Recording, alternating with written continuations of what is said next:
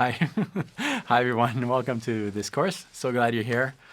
I knew I was live. I had the counter here, so it was easier for me to know. So glad you're here for this kickoff of this new course, this new live event. Every Friday, we're going to get together for about an hour, and we're going to talk about phrasing, improvisation over backing tracks. You could apply all the things we're going to talk about when you're playing with a band also, or with a friend, or wherever you're playing. As long as you're playing over something, all of the different things we're going to talk about can be applied. This is going to be geared towards electric guitar, but if you're an acoustic player, you can still get some ideas out of this course, I think. There's some beneficial things.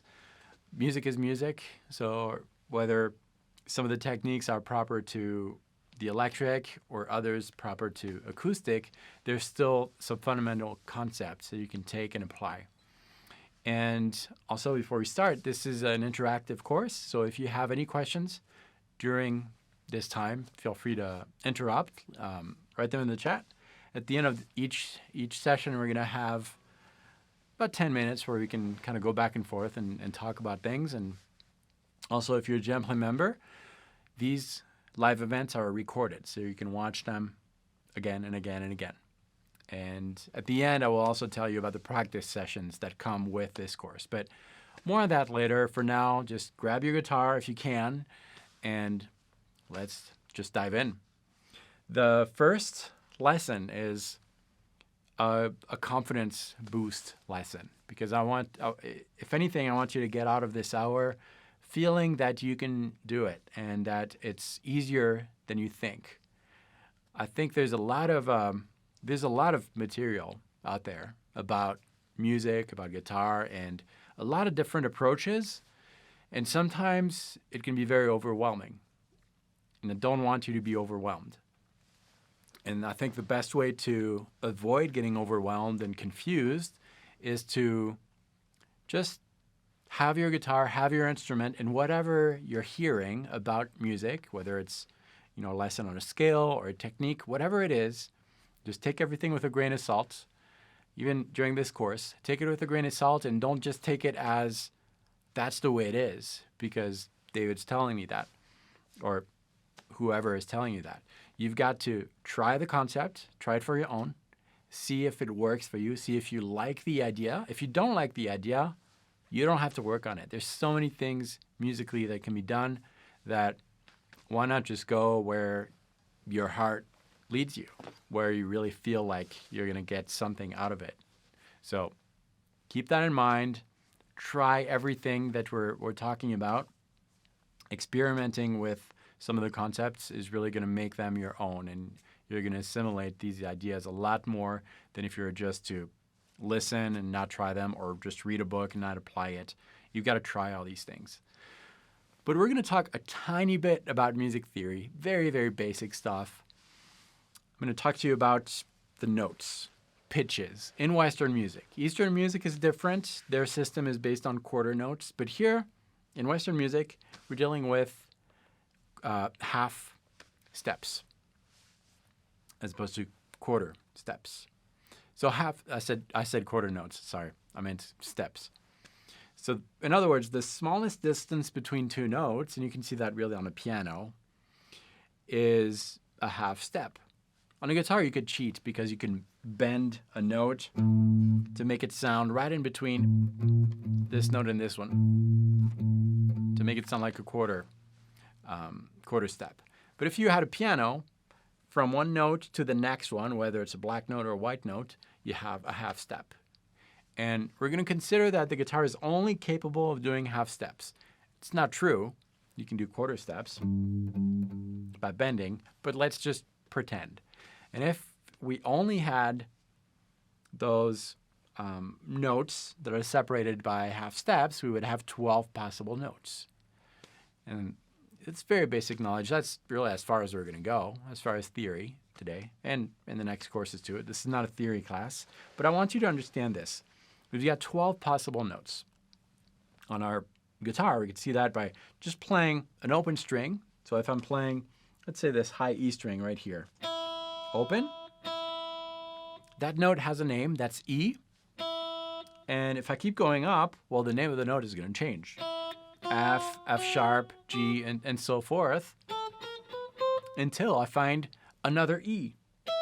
And that other E is on the 12th fret. So between a given note, in this case an E, and the next note that has the same name, we have 12 notes. So that's just to explain that we have 12 possible notes in music.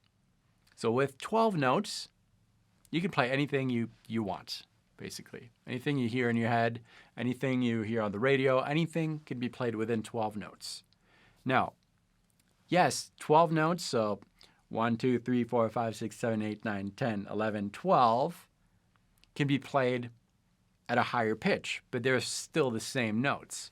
So that E and this one, they're both E's. They don't sound exactly the same, but they're both E's, so they have the same function. So if I played something here, and I play it higher, it sounds a little different, but it gives you the same feeling, basically, because the notes are the same, just played an octave higher. Following so far? So that means that anything can be played within 12 notes. That means that if I have a backing track, by the way, those backing tracks are available to you as a JamPlay member, so you can download them. But today's backing track is, I don't even know the key. I don't need to know the key, but if I started to play this, the solo that I would come up with, the melodic idea that I would come up with, well, all the instruments, what they're playing, the guitar, the bass, even the drums. Drums have pitches. It's kind of hard to hear, but all those things together are found within 12 notes. The bass there, I'm going to be able to find that within 12 notes. Okay, simple enough. Anything. If I play something else now, this is another backing track that we'll see in a future week. Got a piano. Well, I know that anything the piano plays, whether it's a chord, a melodic idea, it's within those 12 notes. Simple, right? Okay, so 12 notes to play anything you want. There's one other piece of theory knowledge that I want to give you.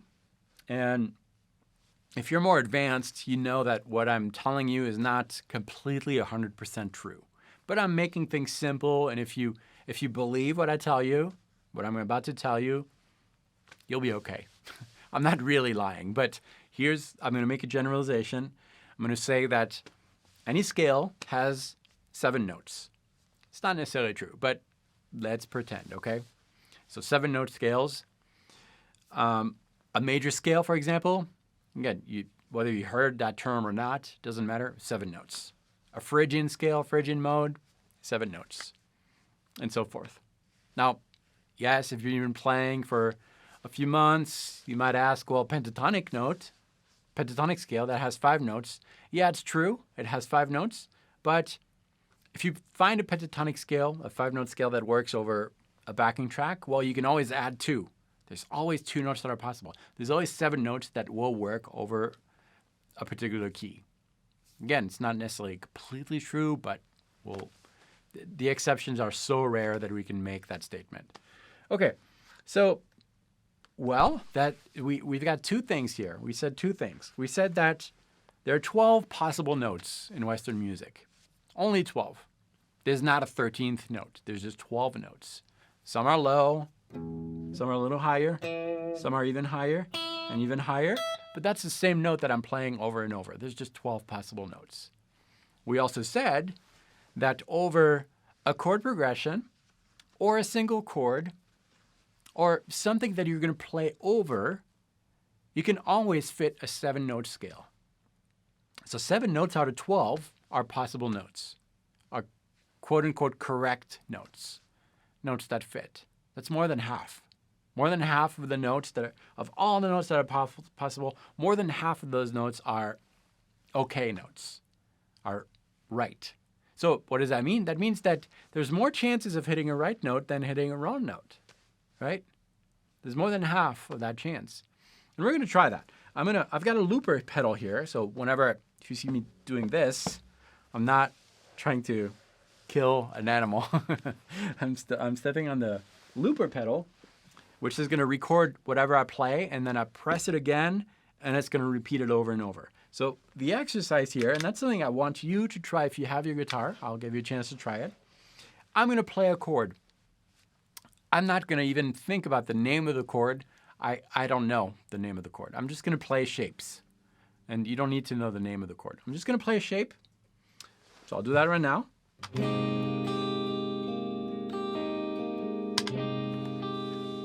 I don't know what that is. I don't know the name. I don't know the notes. But we're going to put this to the test. We said that there are 12 possible notes that I could play in music, and 7 of those notes are going to be right anywhere. So more than 50% chances of hitting a correct note. So I'm going to randomly play a note on my guitar, and we'll see if the math stands up. So I don't know what I'm playing here, but it worked. I didn't even look at my fretboard. Let's try another one. Does that work? We'll talk about it a little bit later, but it doesn't. So far 50-50. That's a wrong note. That never happened before. Try again. A wrong note. A good note. So far, what was it, 50-50, something like that? A good note? Okay, that's 50-50. That's good. Again, I'm not looking at my guitar, just playing it. That works. That works. That doesn't work. Doesn't work. Doesn't work. That does work. I cheated a little bit. I bended, but I think if we rewatch this, and if not, this is an absolute exception. That never happened when I demonstrate this. Usually there's more chances of hitting the right note than not. I can demonstrate that on a backing track also, instead of just having a chord. So I don't know the key here. I'm just going to play this. This is a random backing track. I'll just play a note. Just take a chance. Great, that works. That worked too. That worked. 3 notes out of random notes worked. That did not work. So 3 out of 4 worked. That didn't work. 3 notes out of 5. That worked. 4 notes out of 6. So basically, all that to say, more chances of starting with the right note. And all you need is the starting note. Once you have a note that works, you can figure out anything else. And I'll teach you how during this course. But that's the first thing to really take comfort in. There's more chances of hitting a right note than a wrong note. And there's ways that you can make a wrong note right. But I did that earlier. I hit a wrong note, and I bended it a little bit to make it right. On a piano, you're stuck. That note is going to stand out. On a guitar, you can bend it a little bit to make it right. So hopefully that puts you at a place where you feel more comfortable playing. And the hardest thing is really that first note, hitting that first note and having the confidence that, okay, that note's going to work. I'm going to try, and I hope that it's going to work, but the odds are in your favor. It's rare that you're going to have to do that where you're jumping in and you have absolutely no clue what the key is. It's rare, but there's times when that happens. You just have to be confident to do that. The second thing that I want to share with you is that I want to free you from thinking that you've got to learn all these different licks. I used to be in that boat, and I thought I have to memorize all these licks.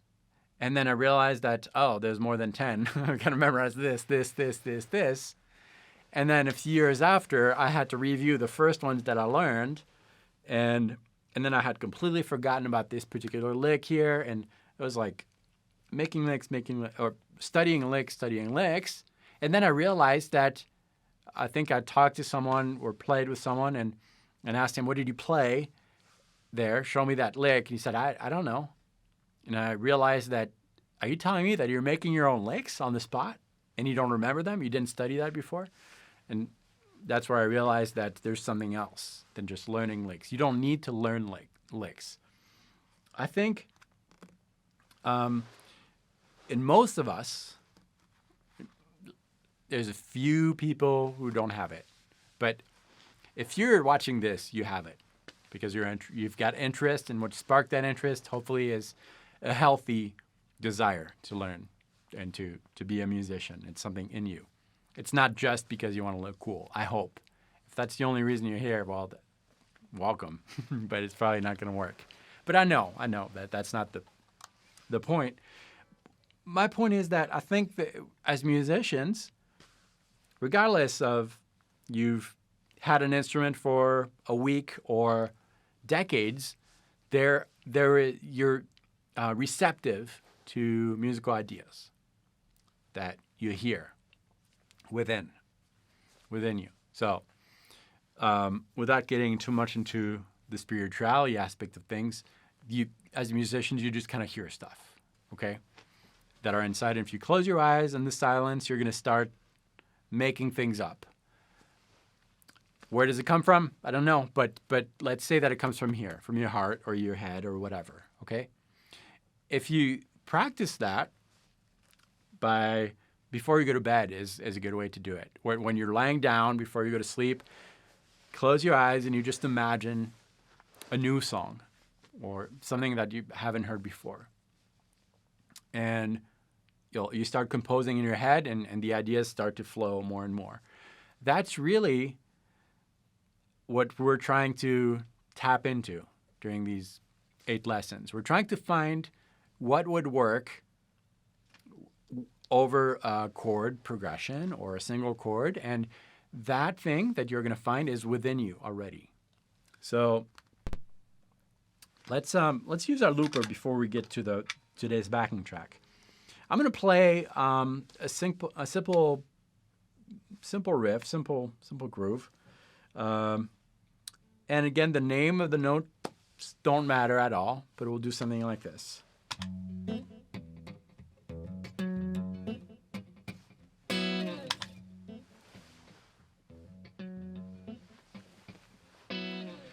And the very first step, you have to do it when you're practicing this lesson, is literally take your guitar off, put it down somewhere else. Because I know that if you don't, you're going to be like any other guitar player, you're going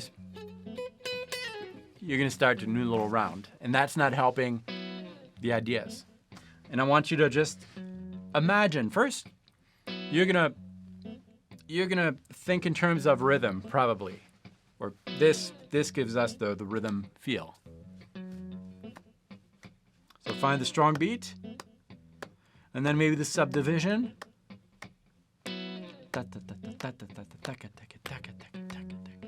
You make kind of you improvise a short rhythm idea.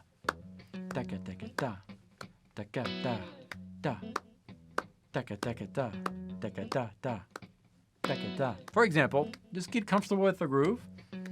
And then you start listening to the notes, the chords, and you start singing something inside or outside. So inside or outside. I'll do it outside.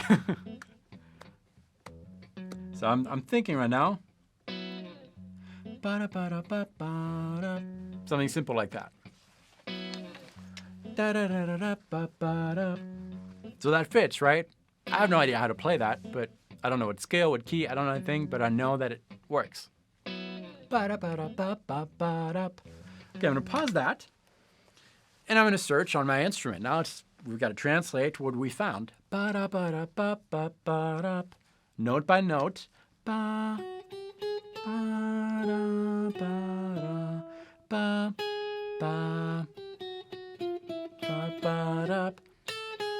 And it might take you 5 minutes, 10 minutes, 15 minutes, it doesn't matter. But do that work.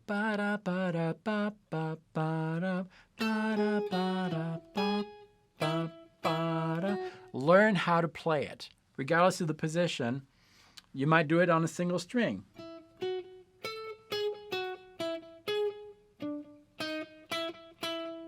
And if you find that that's kind of hard to play, that's where you move notes around to make them reachable.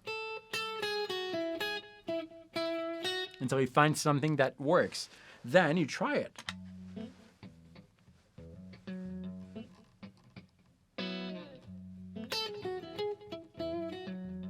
That works, right?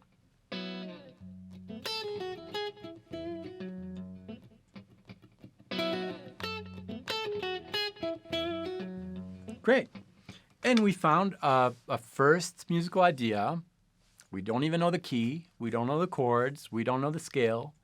All that we know is that that works because our inner ear, the ear that's inside that tells you if this fits or not, told you that.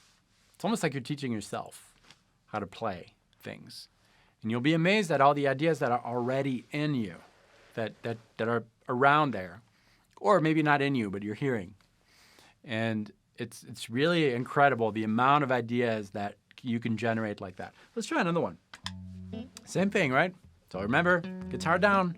If I didn't do the guitar down, my ideas probably would sound something, right? Because we're so influenced by comfort zones. But that's not where creativity comes. We're just listening.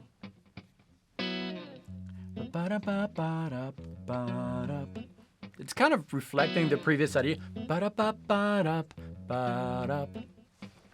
Okay, now we search. That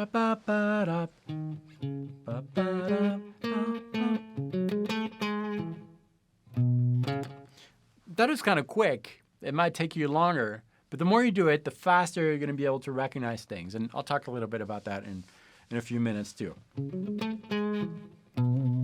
Great, we got another idea. Let's try it.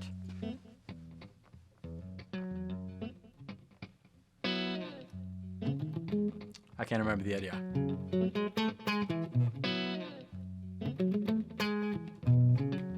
That works, I think. And the idea about doing that is that you're imagining that there is an invisible thread, like an invisible line where the information is transferred. Just like when I'm talking to you. I'm thinking inside, and then it comes out through the mouth, and there's like this invisible highway inside. I don't know where it's going. Maybe it's doing this, loops, and then coming out. But you want to speed up the process between the time you have the idea and it comes out. So when you talk, you're doing it. This is your voice, your instrument. And same with the piano player, the sax, whatever. That's your voice. And you've got the idea inside, and then it's traveling through whatever it's traveling, through the muscles, through the tendons and all that, and then it's coming out. And the goal here is to speed up the speed at which that information is being transferred. And eventually, when you hear something, the idea is to randomly start with a note. We know that there's more chances of hitting the right one. And then from there, that's your reference. And then from there, you make up some ideas in your mind. You sing it. I can't sing that high.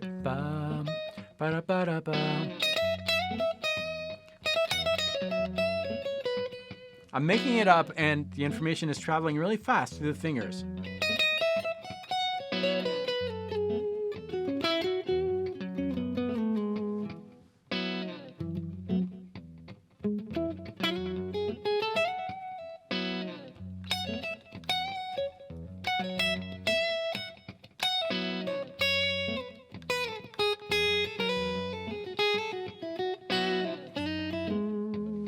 So this kind of improvisation results in a slower speed improv, maybe.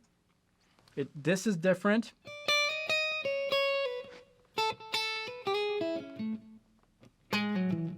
Than something like this. This is very mechanical. Those are exercises. And you need both, a little bit of both. Because if you only phrase using those really targeted ideas where you're imagining in your head something, And then translating that, that's very tiring and demanding mentally. Not physically necessarily, but mentally. It's you've got to be focused. And to recharge that mental energy, that's where you can't just stop playing. Okay, guys, you keep going and you recharge. You can't do that. You will rely on a completely different part of your body to recharge. And that's where your fingers kind of take over. That's where you're relying on some of the licks that you've learned before, on some of the automatic type of playing, the sequences.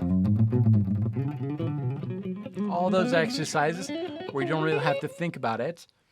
I'm not like singing all these notes as I'm doing it. I just know it works. But that gives my brain a chance to just like relax a little bit and let my fingers do the playing.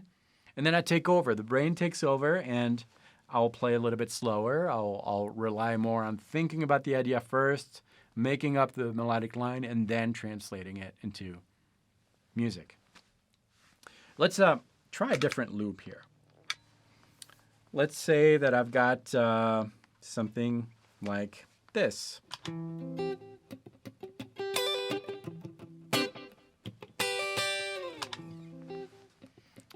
So I don't know what it is. Same thing, start the tempo.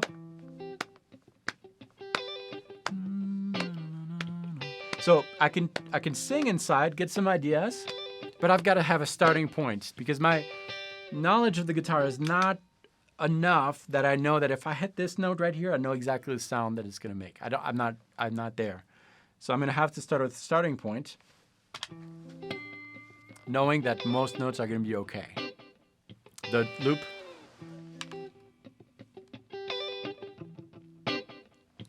Good? All right. So I just have to take a chance. See, I made that note right. I bended it a little bit because it is not right. And then that's my reference note. Ba-da-ba-ba-da.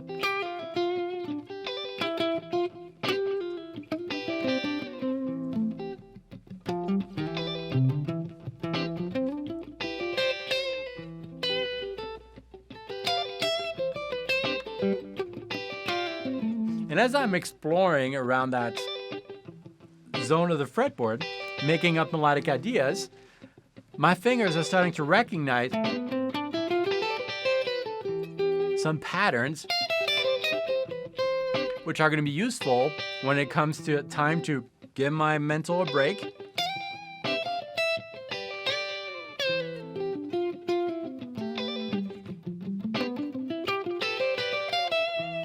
And let the fingers do some automatic type of playing.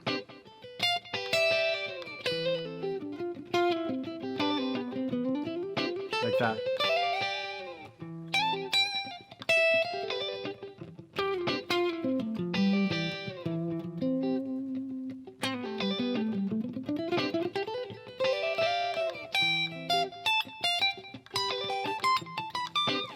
And so forth. So it's a combination of both. Okay. One thing that we should spend a little bit of time with is intervals and hearing the sound of the intervals. An interval is the distance between two notes, and if you can hear the sound of whatever interval, ba bum ba ba minor seventh, or perfect fifth, or whatever it is, that's really going to help you speed up the process of translating these ideas inside into actual notes on the instrument. But we're not going to learn all the intervals. We're just going to start with a very simple interval, and that's the second. So the distance between two notes, again, those are intervals. The first one you encounter from one note to the next is the second. It's a very close interval. And then the third, fourth, fifth, sixth, seventh, eighth. An eighth is an octave. That's the distance between an E and the next E higher on the fretboard. And then it starts over and over. But the major second is very simple. There are two types of seconds, major second and minor second. And a simple way is to associate songs with those intervals. Let's take a major second. Think Happy Birthday. So if you've got a note here, bum, try to sing Happy Birthday from there. Happy birthday, ba, ba, ba, ba. That's a major second. That's 2 frets further. So if I have a chord now, and I've got a note, and I've figured out that that note works. What's the next one up? Is it a major second, which is 2 frets apart, or a minor second? If it's a major second, you can sing Happy Birthday, or the first 2 different notes of Happy Birthday. On the burr, that's the major second. Happy birthday, ba, ba. Does that work mentally? Ba, ba. Yeah. 2 frets apart.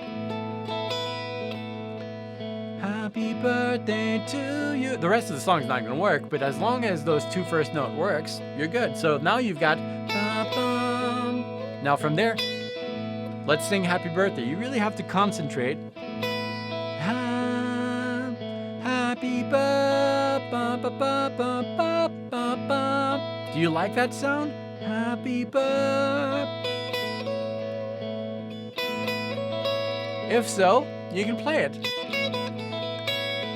You figured out 3 notes. Now from this one, Happy birthday, ba, ba, ba, ba. Maybe. I like it. It's Lydian. Eventually you'll associate modes and scales with those sounds. But if you don't like it, Happy birthday, make it a minor second. So how do you do that? Ba-da-ba, ba-da-bum, happy birthday, ba-bum. A minor second is right in between. Ba-ba, ba-ba, ba-ba, ba-ba. So we had ba-ba. Either this note, ba, or ba. You choose by listening. Ba, major second, ba, minor second, ba, ba, ba, ba, ba. I like the minor second too.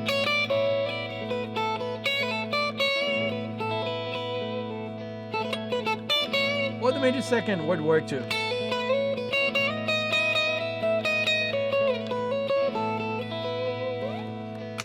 But that's a personal choice. Now, some notes are not going to sound as good as others. And that all has to do with the notes that are given by the chord or the chord progression. If a chord has, let's say, a major third, and you play a minor third, that clashes. So you've got to respect the notes given by the chord. In this case, we have 3, a root, a major third, a perfect fifth. Anything else is up to you, any other intervals. The second could be major or minor.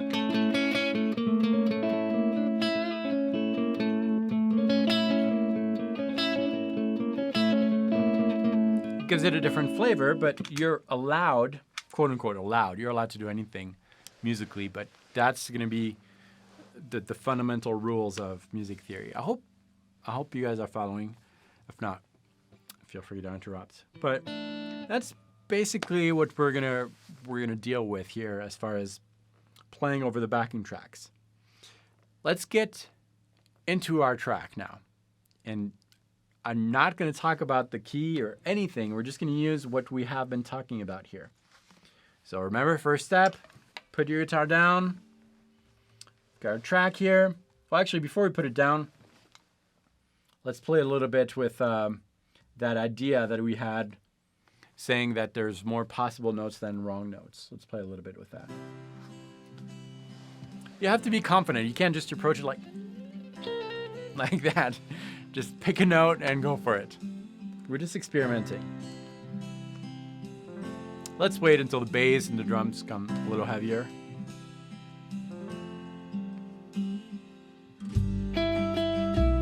Great, that worked. Let's try another one.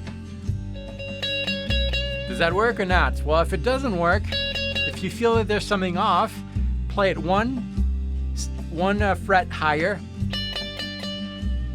Does it work? Yeah. And 1 fret lower. If the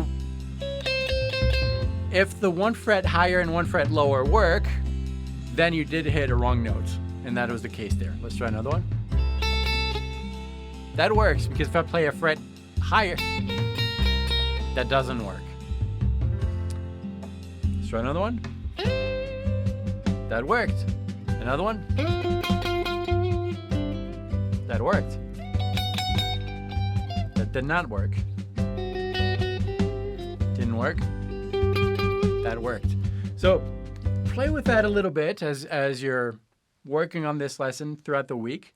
Just hit the backing track, pick a random note, probably a higher note because it's easier to distinguish the intervals in that space. So pick a higher note and try.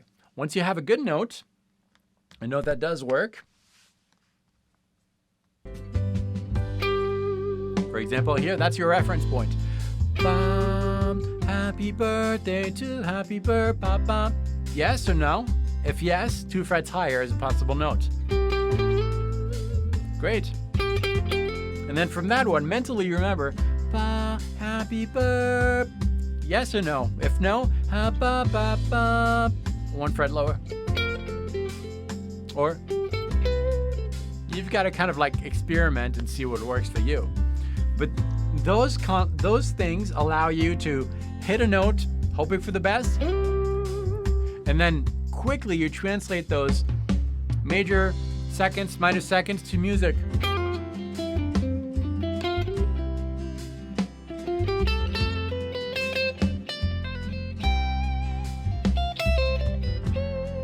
Again, I don't know the key, I don't know the scale, I don't know the chords. I'm just using those 2 basic concepts to make music.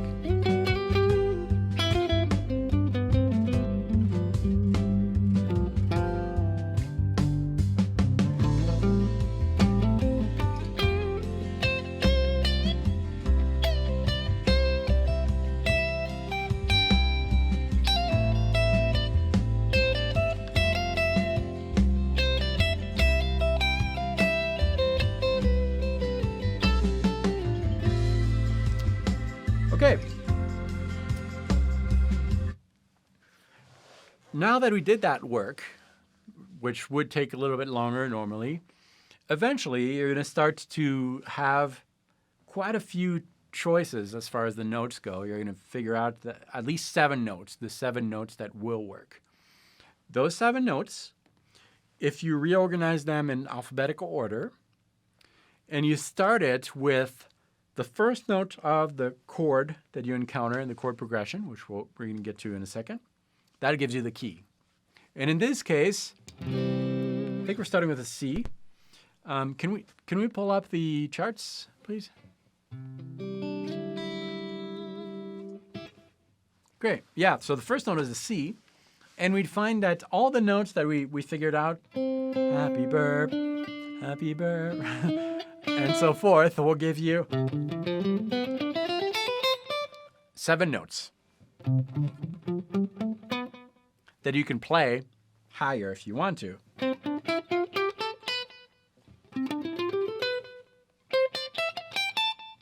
And so forth. But just 7 notes over the 12 possible notes in the world of Western music. And if we start with the first chord, the name of the chord is C, so we're in C. We find that we're in C major, and that's what you'll naturally do if you just use your ears. But most players, unfortunately, when they have to play over a backing track, the first question they ask is, what's the key? And that would be helpful if you knew, but it doesn't have to. And if you know the key right away, if I told you right away, this is in C major, you're going to start thinking, okay, what position of C major do I know? What have I learned? Maybe just one. Maybe the 3-note per string one, which has 3 notes per string. Or maybe your caged system, which is the same scale but played in a different way or different patterns. But patterns, as guitar players, influence the way we play in the choice of notes because we like to go to the comfort zones of the fretboard. That's what explains why in most solos, at some point, you're going to hear this. These bends.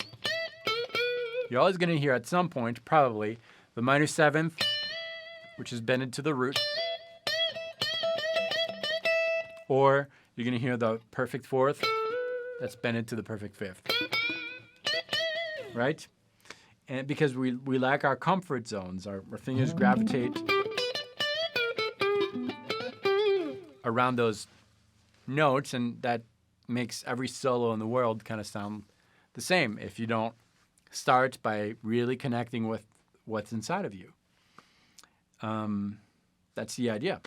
So if we pull up the scales now, if you can show that, this is all the possible 7 notes of C major on your guitar. That's for the top chart there. That's a C Ionian, C major, same thing.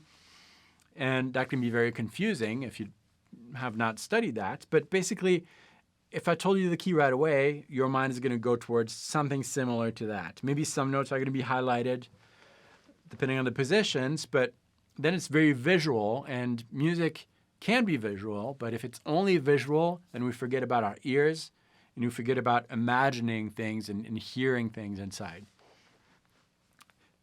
This is still helpful, like having charts like that and having shapes. It's helpful when you want to rest, when you give your mind a rest to do all those automatic things that your fingers would do, like sequences, all those kind of repetitive movements are generated by the knowledge of those scales. But you have to have a mix of both. You want to sound like a guitar player, but also like a musician. And I would tend to favor the latter. I think more in terms of musicians, because that's where ideas are really interesting and unique.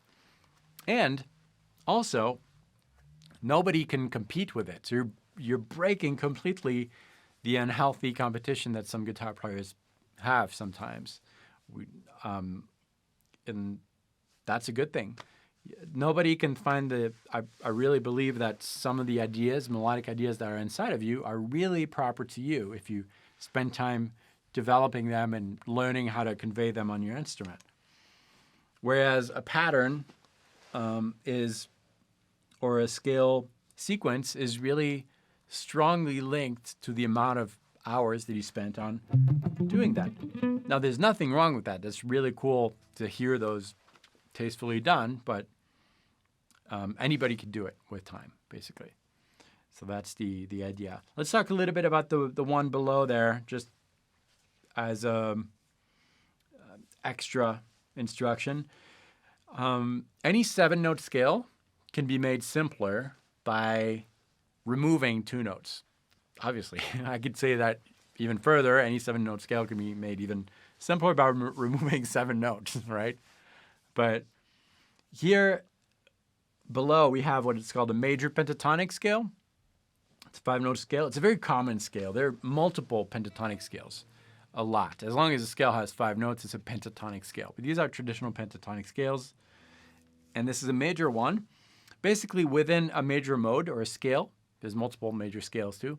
But you can always extract a pentatonic that is linked to that, to the nature of the scale you're extracting from. So you can extract a major pentatonic scale from a major mode or a major scale. In the same way, you can extract the minor pentatonic scale from a minor mode or a minor scale. Most of the time. There's always exceptions, but that's what's happening here. Our C Ionian, or C major, that we learned that's what it is by just searching around, by doing those ear training exercises. We can extract from that 7-note scale, 1, 2, 3, 4, 5, 6, 7, a 5-note scale. And that's a major pentatonic scale that obviously will work over the backing track too. And the advantage of pentatonic scales is that there are a lot of automatic types of playing that, like patterns when you're trying to give your mind a rest, licks, things that your fingers can do without thinking too much about it, that sound really, really good. Let me demonstrate real quick here. So I've got our track. I'm going to start by playing a random note, hoping to hit a right note. If I don't, I'm going to make it right by bending it a little bit.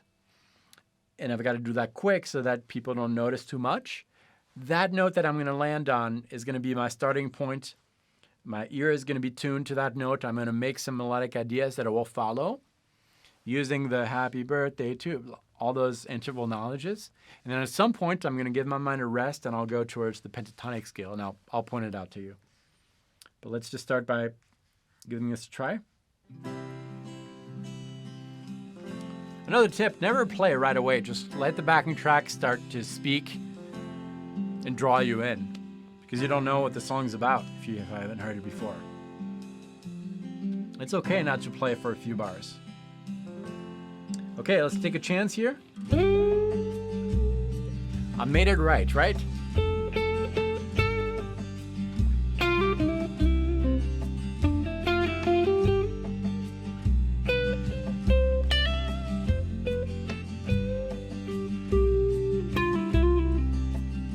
Okay, so I kind of have an idea now. My fingers are starting to recognize some patterns, which makes it easier. The more you play, the more you're going to get in your comfort zone.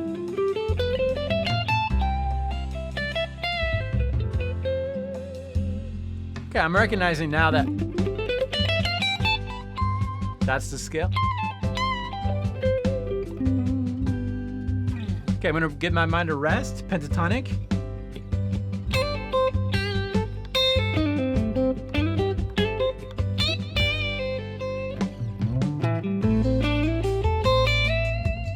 Okay, now I'm going back to the more focused.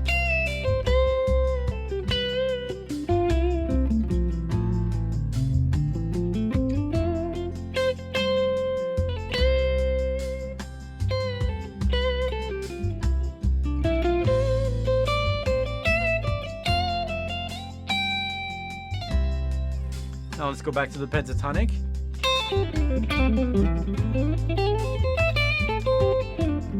It's faster because that's kind of automatic phrasing, and I'm going back now to the more focused.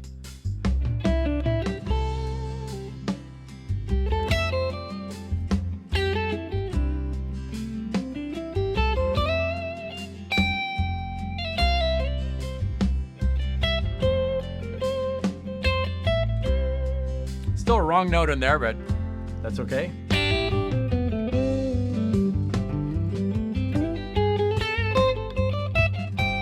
And so forth. But that's how it works. A lot of ear training and confidence that most notes are going to work. I'll open it up to questions if we have any. And if not, I'll continue talking a little bit. We got a few minutes left. All right. We don't have a ton of questions, so if you're out there and you have some, please get them in the chat box. Yeah. And I will relay them to Mr. Walleman here. We do have one here. This one is from Terry. And it says, "Hi, Dave. Would you say this is an example of playing in the pocket?" Yeah, I think so. Although playing in the pocket can also mean rhythmically, to be in the pocket. But I completely understand. I think anybody would understand what you're talking about. And yeah, I think so. It's trying to match whatever is given to you musically. Really blend in and not stand out. You don't want to stand out. We're going to talk about that more in a future session. You don't want to stand out. You don't want to use the backing track as just a plate on which you're standing up. You want to blend in. And that's hard to do sometimes, but I think so. It's adding to without taking away. And that's a good way to put it, being in the pocket. Yep. Okay. I want to take just a minute here, since we're talking about JamTracks, to just let everybody know, of course, during the holiday sale, we had some bonus JamTrack packs that we were giving away, and just want to let everybody know that you can now buy them individually. Nice. If you just go to the members area, if you're a JamPlay member, and you can look for more information there, because they are all on sale right now for 25% off. So There's some great packs. David's made quite a few of them. So there's some other great ones. So if you want to get in on that, you can now buy those individually if you didn't get a chance to get those during the holiday sale. So just go to the members area and check it out. Nice. Awesome. And these are available, right? The one I'm playing on right now. Yeah, the ones that David is going to be using through the series, if you go to the live lesson page for this series in the practice tab, you can download the backing track each week that he's using. And also, before I forget, I want to tell you about the practice sessions. If you're new to these live events, it's a two-part thing. There's the live event right now that you can participate in. They're recorded, so you can watch them again. So make sure you watch these in one serving if you can. And then with those live sessions for the course comes a practice session, which has been pre-recorded, and it's available also if you're a member. Those practice lessons are basically you just hit the play button with your guitar, and we're going to practice this lesson. So I've got some exercises. We're going to practice that ear training thing, hitting the right note. So if you don't know how to practice these, you just play the video with your guitar, and I will walk you through exactly everything that you should do. And as we go through the course, we're going to explore new concepts. We're always going to talk about hearing the song inside and trying to relay that. It will get easier and easier. But it's all about, telling your story and finding what's inside of you and communicating that with the listener. Okay, we have a question here from Spider Cap. Actually, it's more of a statement maybe you could respond to. It seems difficult to go from a known scale back to creative spontaneity. Yep. And I think, I completely understand because we're kind of conditioned as players to always ask for those things. What's the key? I need to learn the pattern and all that. And that's exactly why you put the guitar down, because out of sight, out of mind, and if you don't have it in your hand, like it's too close now, it's on our lap. It should be somewhere else. And at first it might be a little awkward to just sing over the track, but really, if you do the work, you'll be amazed at how much you get out of it. It might seem like you're stepping back a little bit because you might know how to play. You know that these licks sound great over this, but you're always going to play those licks if you don't do the work. And really, putting the guitar down, not having it in your mind, in your hands, even if you just hold it and you think about trying to making up melodic ideas in your mind, well, just the fact that you have this in your hand will almost like hack your brain into starting to think like a guitar player, patterns and all that. It will remind you because you're touching it that, okay, there's patterns.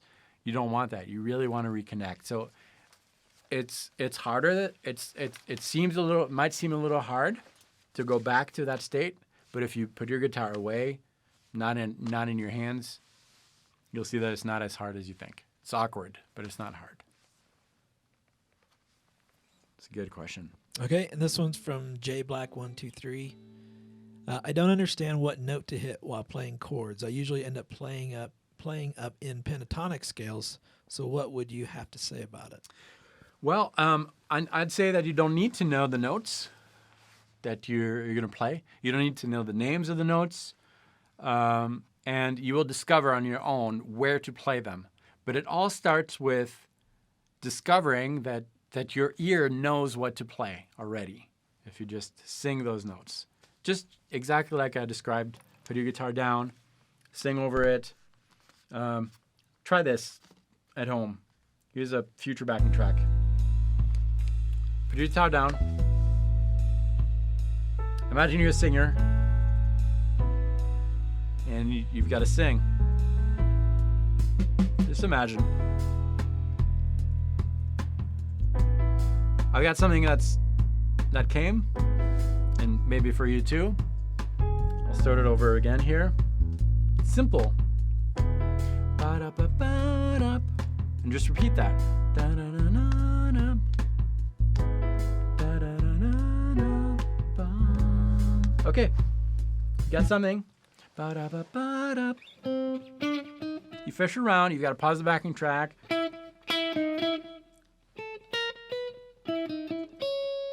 Great. Once you have it, you play that.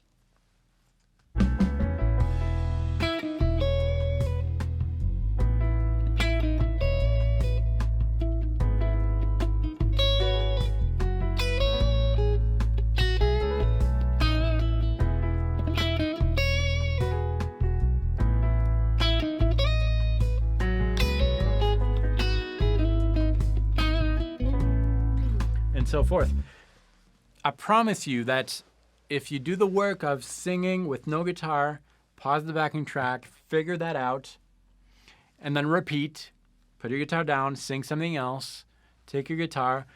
Within a couple weeks, if you do that every day, 5-10 minutes, you'll see that the speed at which you translate that idea that you sing on your guitar really does decrease the speed.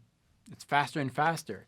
Eventually, you'll be able to just not put your guitar down because you would have trained your mind to think in terms of what's inside and then translating that on the instrument. And then you make your ideas on the spot.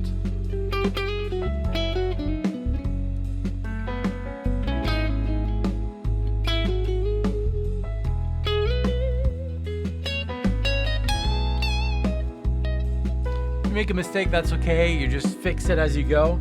But it, can you put what is the question? Just want to make sure I'm on track. Okay, yeah, you don't understand which notes to hit. So yeah, it's a completely shift of approach. We're not thinking in terms of positions, name of notes, or anything. It's just about discovering that you already know probably the note if you just sing first over it. I promise that it's going to really help. Okay, let's move on to the next question here. This is from Marco.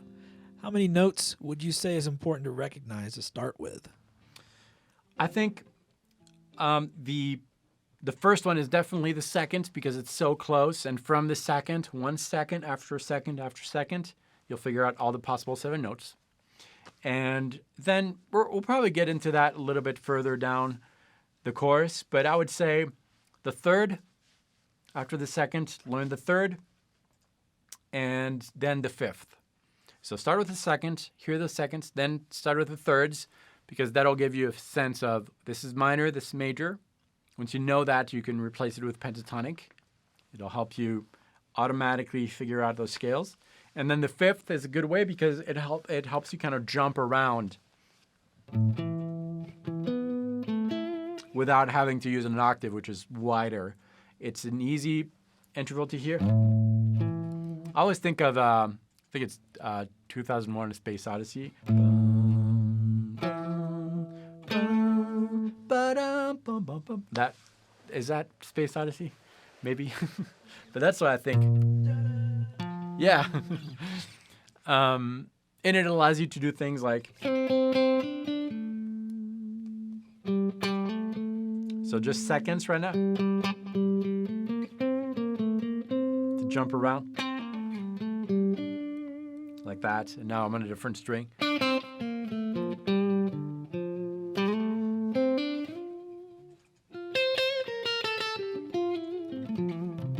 And so forth. So yeah, second, third, fifth. All right. Well, let's see here. Next question. It's from Mainland Gal 510. If you're a beginner and still exploring the various patterns, how do you not get stuck relying on the patterns? So patterns are, I'm not saying that patterns are absolutely bad. They're good, especially when you're starting out, because you got to have something to play with.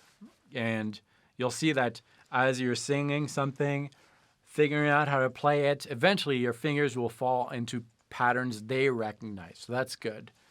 So still keep doing that work by learning some patterns, but in parallel, just do it the other way, the other approach where you're putting your guitar down. It's not going to be as instantly gratifying. It's more of a searching thing.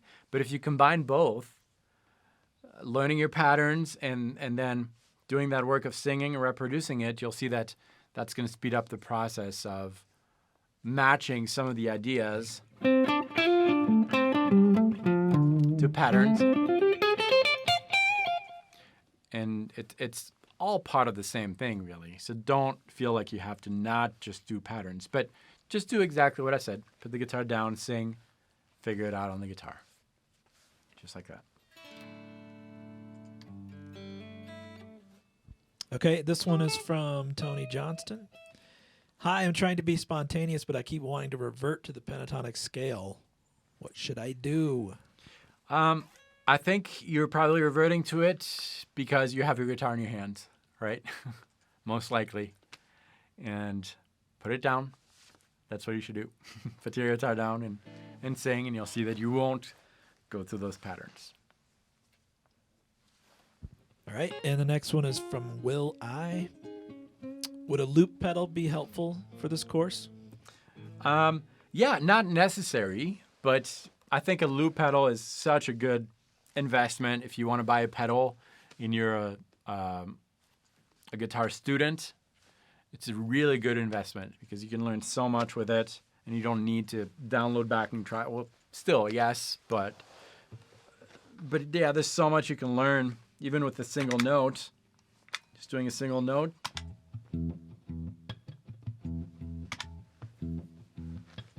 And hearing how the other notes work on that.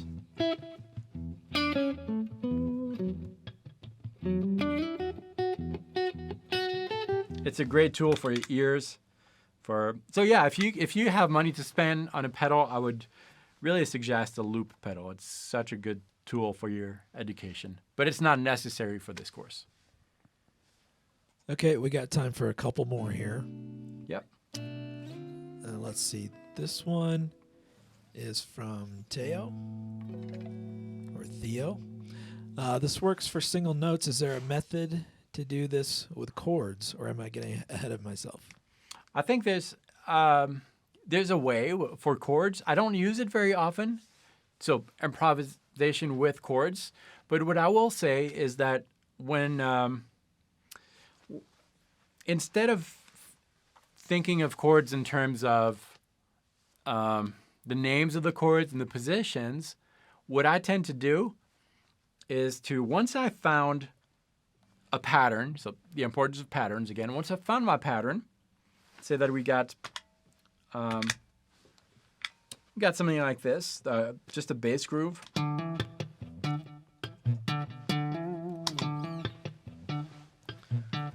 And I'm starting to fish around for notes. So the less notes in the progression, the more chances you have to hit a right note. So I'm probably going to hit a right note.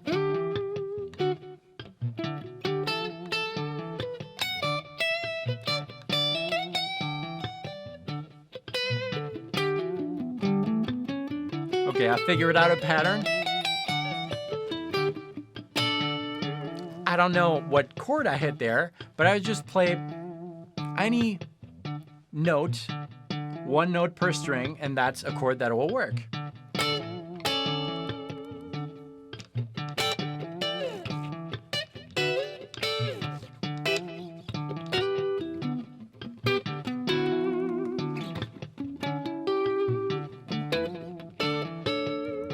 So it's more of a visual approach. It's harder for me to hear those chords, but I think the work can be done. But I can't really talk about it because I'm not very good at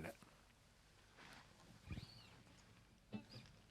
Okay, let's see. Next question here is from the End 22. Very ominous name.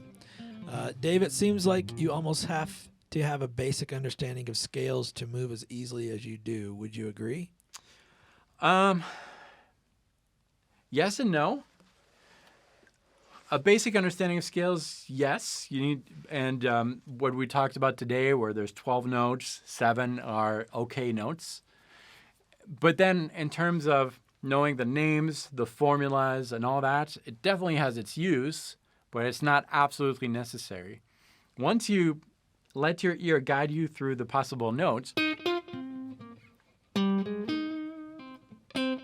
by doing the full step and just hearing and translating that to your instrument, then you kind of gradually lock into those ideas a shape, and those shapes are going to be very natural to you because you studied those patterns and exercises, and that's where you can really blend both. But I'm not thinking in terms of the formula of the scale, the harmony rules. I'm really not. And most of the time when I'm in these situations, I don't need to know. Like, I'm hitting a track here. All I know is that this track is called This Life. It doesn't really tell me anything. So you sing,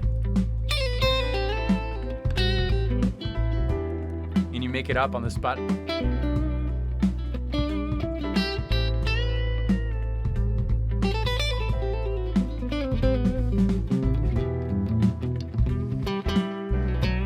It comes down to what I said earlier in the course, where when you're talking, you don't have to think about the way that you put your tongue to make a certain noise. You just hear it and it comes out. And that's what this is. This is your mouth, your voice. And the more you do that work, put the guitar down. Ba-da-ba-da-ba-ba-bum, ba-da-ba-da-ba-ba.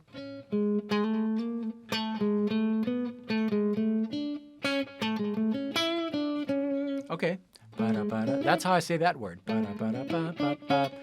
That's how I make those muscles work to make those sounds. And eventually it's almost instantaneous. So it's not really theory-based. Hope that helps. Okay, next one is from Doom Sprout. Is it fair to say that it starts to sound a little more jazz-like and less blues rock when you start playing outside of the patterns? No, not necessarily. I think maybe it comes out when I'm playing just because that's me playing, but I don't think necessarily. Although, I'll take it back. Maybe. Yeah, maybe. Because there's a lot of vocabulary from blues rock that is relying on that pentatonic box. And that's where all the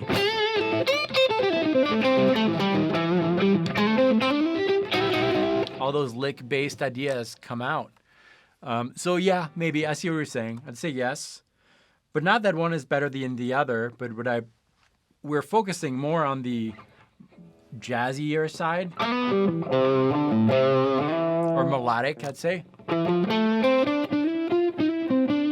Because it's so easy to go back to that. Most 90% of the guitar lessons you'll see on YouTube or whatever are based on that automatic type of playing. So you're covered for that. I'm just covering the other parts so you can blend both together. But yeah, I see what you're saying. Probably. Yeah. Okay, and another one from Mainland Gal 510. Any advice on phrasing?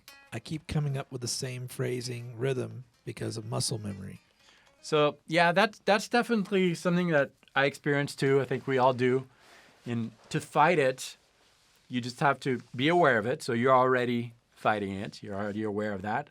And we're going to have some sessions where we really get into the phrasing aspect. But one thing I'll say is remember to breathe, just like when you're talking. I've got my words one after the other, and then a sentence, and then a pause, and then you play, or then you talk again. Because same with music. I say a word, pause, and then add another word.